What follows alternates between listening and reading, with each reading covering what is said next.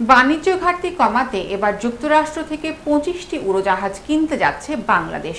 রোববার সচিবালয়ে নিজ কার্যালয়ে সাংবাদিকদের সঙ্গে আলাপকালে এই তথ্য জানান বাণিজ্য সচিব মাহবুবুর রহমান। তিনি বলেন, এর আগে 14টি বোয়িং কেনার অর্ডার ছিল, এবার সেটি বাড়িয়ে 25টি করা হয়েছে। তিনি বলেন, বোয়িংয়ের ব্যবসা সরাসরি মার্কিন সরকার করে না, এটি বেসরকারি কোম্পানি করে। ভারত, ভিয়েতনাম ও ইন্দোনেশিয়াও বড় অর্ডার দিয়েছে। ভারত 100টি আর ইন্দোনেশিয়া 50টি বোয়িং কিনছে। সচিব জানান, শুল্ক ঘাটতি কমাতেই নতুন এই অর্ডার দেওয়া হয়েছে।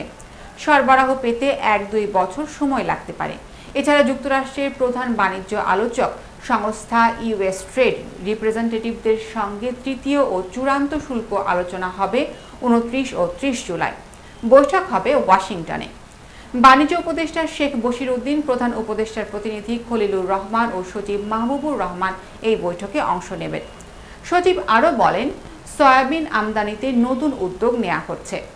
বেসরকারি আমদানিকারকরা যুক্তরাষ্ট্রের রপ্তানিকারকদের সঙ্গে সরাসরি বৈঠক করবে। তুলা আমদানিতেও পুরনো অবস্থায় ফিরতে চাওয়া হচ্ছে। আগে $1.8 বিলিয়ন তুলা আমদানি হতো, এখন সেটি আবারও বাড়িয়ে নেওয়ার চেষ্টা হচ্ছে।